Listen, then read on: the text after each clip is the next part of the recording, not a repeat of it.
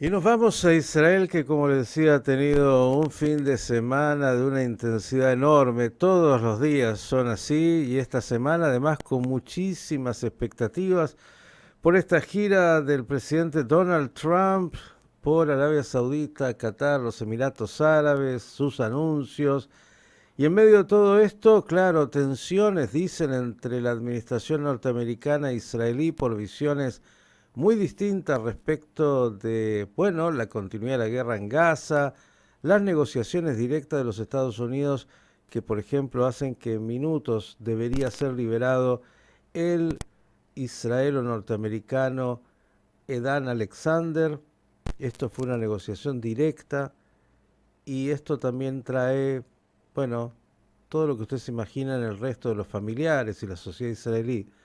Muchos temas, de verdad son muchos, con lo cual agradecerle como siempre al profesor Natalio Steiner que está ahí con nosotros para que intente él ordenar la agenda de acuerdo a su entender.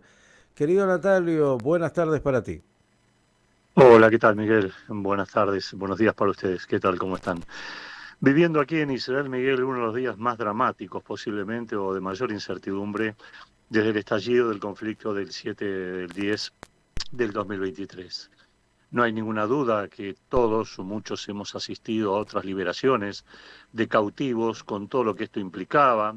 La memoria a veces nos juega malas pasadas y nos olvidamos de lo que implicó la liberación de Sharabi o el sufrimiento de tantos otros o de uno de los hermanos Horn y de tantos otros con los cuales cada uno se podría construir una historia. Ujú. Pero la impresión generalizada que hay ahora en Israel en este momento, creo yo, desde mi modesto entender, es que va a haber un antes y un después, valga la redundancia, de la liberación en el día de hoy de Edan Alexander. La liberación aún no se produjo, estaba anunciada oficialmente para las 12, pero también hay una ventana de tiempo de 12 a 20 horas, que es lo que de alguna manera hizo saber el Hamas, para que en el marco de la misma se pudiera producir esta liberación.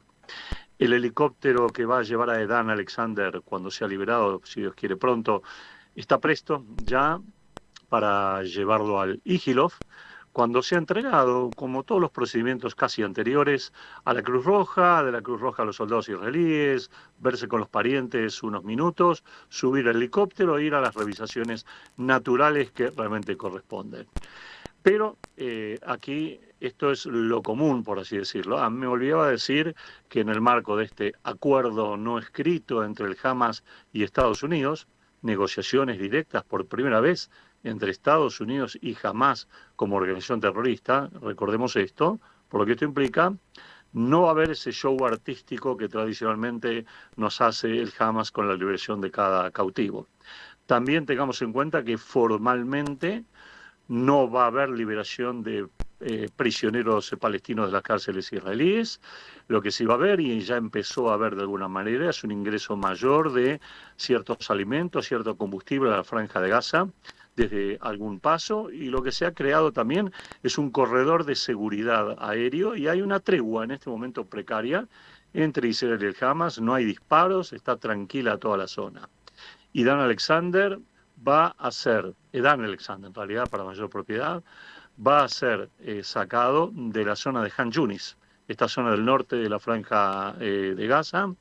Recordamos que estamos el día 584 cuando él fue secuestrado, junto a los otros 58 que están quedando vivos o muertos. Es lo que llama técnicamente un Hayal Boded, es decir, un soldado voluntario en el servicio militar israelí, pero que tiene que acatar y cumplir todas las reglas del servicio militar israelí cuando se enrola en el marco de su contrato de enrolamiento. Ha adquirido naturalmente mayor importancia porque hemos visto la intervención directa, ipso facto, de Estados Unidos, vía Trump, vía Wickoff, para la liberación de Irán Alexander. Y esto aquí trajo en Israel distintos tipos de apreciaciones. Naturalmente que en primer lugar todos, salvo personas de muy mala fe, estamos de acuerdo con que cualquiera sea liberado, hay que liberarlo inmediatamente y sacarlo de manos de las garras asesinas del Hamas islámico. Sobre eso estamos todos de acuerdo. Lo que empieza a haber después de ese acuerdo es lo que podríamos hacer una paradoja, con lo que hacen a veces nuestros jajamim, nuestros sabios, cuando encuentran algún versículo de la Torá que parece de difícil entendimiento. Uno dice A, el otro puede decir B, el tercero dice C. Acá también sucede lo mismo. Para los norteamericanos, la liberación de Dan Alexander, en el marco de la gira de Donald Trump por los países árabes, es el comienzo de una nueva era que debería finalizar con la liberación del resto de los cautivos y la finalización de la guerra en la Franja de Gaza, entre Israel y la Franja de Gaza. Para el segundo comentarista, Parshan, bíblico, por así decirlo, perdón la analogía, Israel o el gobierno israelí, la liberación de Dan Alexander es importante, es considerada como tal, es agradecida obviamente a Estados Unidos, pero implica de alguna manera un fracaso para Israel que no pudo liberarlo y sí lo pudo liberar obviamente una potencia mayor obviamente que Israel, pero que evidentemente implica algo bastante importante porque Israel ha dicho claramente que va, o por lo menos el gobierno israelí, va a continuar la acción militar hasta que se cumplan los dos objetivos pautados: desintegrar al Hamas en su poder militar y liberar al resto de los cautivos vivos o muertos, algo que hasta ahora se ha visto difícil, por lo menos desde la última tregua, en donde empezó a correr mucho el nombre de Dan Alexander. Para el tercer actor, Te agrego una más, Natalio, en eso que dijiste, debilitar al Hamas en su poder militar y político, ambos, ¿no? Como objetivos, sacar al Hamas sí, de la foto. Ujú. sí, tal cual, correcto.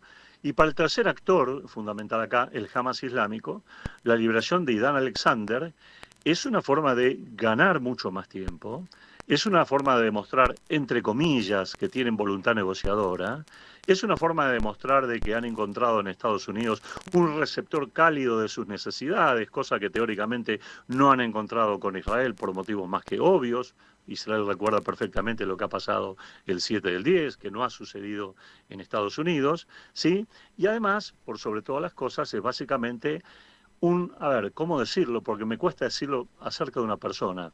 Es un regalo para Trump, para que evidentemente la devolución de Trump sea generosa para con el Hamas y presione sobre Israel, se vuelque la presión sobre Israel para poner fin inmediato a la guerra. Jamás no oculta esto. Lo ha dicho claramente, que entiende que a partir de ahora se tiene que haber una negociación bajo las pautas en gran parte que él jamás indique, en donde se lleve a un punto final la guerra, en donde Israel retroceda a los territorios, las clásicas exigencias y condiciones que el Hamas ha puesto en la cuestión. Ahora, ya de por sí es dramática, por supuesto, la liberación de Dan Alexander, con todo lo que implica, y esto se produce en el marco de una gira, de la gira que va a comenzar Trump en diversos países del Medio Oriente, entre ellos obviamente Qatar, que es un actor protagónico de este drama. Este es un drama, es un actor protagónico de este drama, por acción y por omisión, por ambas cosas, por acción hacia un lado y por acción hacia el otro, por acción en favor de Hamas y por acción en favor de ciertas negociaciones que después se dieron, pero no deja de ser una situación bastante complicada también. La percepción existente aquí es que si bien la liberación de Edán es importantísima, geopolíticamente, con el comienzo de la gira de Trump, Israel queda muy mal posicionado. Israel queda aparentemente fuera de la toma de decisiones de situaciones muy críticas, muy delicadas. Podemos nominar, si queremos, el tema Irán y el uranio, podemos nominar, si queremos, el tema Houthis, que Estados Unidos nos ha dejado solo en la lucha contra los Houthis, podemos quizás hablar del tema de un acuerdo con Arabia Saudita, donde siempre se habló de la intervención israelí también y ahora ha sido omitida, y por extensión también podemos hablar de que va a haber un encuentro probablemente entre Abu Mazen o alguien representativo de la Autoridad Nacional Palestina y Donald Trump. Y ya se escuchan de fondo lo que se escuchaba en la era Biden, que todo esto debe terminar con la creación de un Estado palestino al lado del Estado de Israel, con lo cual Israel lo interpreta como un triunfo del terror. Por lo tanto, vemos una situación extremadamente complicada en donde un hombre como Donald Trump, que vino con las bombas en la mano, que vino con los incendios en la mano, que vino con todo en la mano, parece ser ahora un hombre que ha apostado a todos los niveles de diálogo posible para llegar a algún tipo de cuestión o algún tipo de arreglo que pacifique, aunque sea un tanto, o ponga en un carril determinado para encontrar una pacificación, ya no solo entre el Hamas e Israel o entre los palestinos e Israel, sin el Hamas, sino también para que se extienda esto a otros países de la región, Miguel. Bien, Natalio, este es el tema del día en medio de todas las expectativas de esta gira de Donald Trump y cuando las tensiones entre la administración norteamericana e israelí, más allá de los discursos, son evidentes y hay mucha incertidumbre y preocupación en Israel, algo que ya veníamos presintiendo, pero que los hechos concretos son lo que estamos viendo. De hecho, nadie va a decir que puede ir en contra de la liberación de un secuestrado, pero también la lectura es clara. El Hamas vuelve a manejar la cancha, a jugar. Recordemos la aparición también de un video de dos secuestrados muy dramático este sábado por la noche. Todo esto es parte del Hamas que maneja los hilos, los tiempos y las situaciones e incluso en este momento las negociaciones con los Estados Unidos de Norteamérica.